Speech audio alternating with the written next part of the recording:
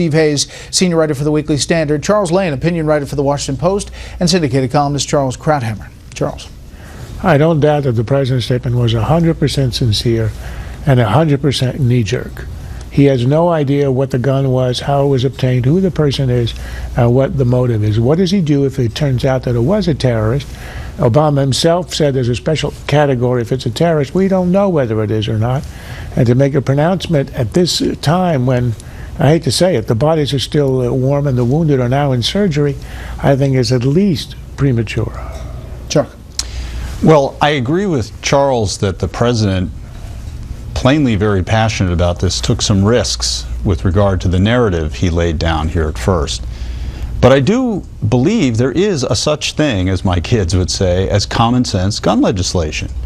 And the truth of the matter is, murder, by guns and otherwise, is down in this country. The FBI just reported it went down again last year to the lowest rate since 1957. But the one thing that continues and has spiked over the last few years are the so-called mass shootings, like we just saw.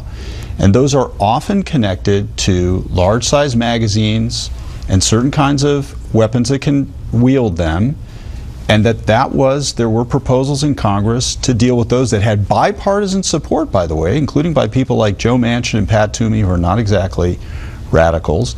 And if this incident, as Charles says, we don't know all the details, but if this incident led to the passage of something like that, I think that would be a saving grace. Steve. We don't know the details of that, and I think that's the most important point that you made after the president finished. Like Charles, I don't doubt that the fact that the president's passionate about that. We saw that tonight. We've seen that before from this president, but to say this now before we know anything about this, I mean, we don't know anything about the circumstances of the shooting.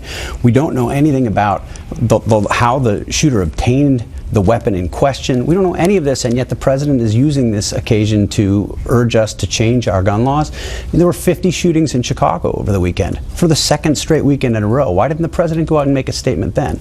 I'm sorry, it's a very cynical thing to say, but he's had an avalanche of bad news over the past 36 hours, and I think he's using this shooting to get out from under it. He has not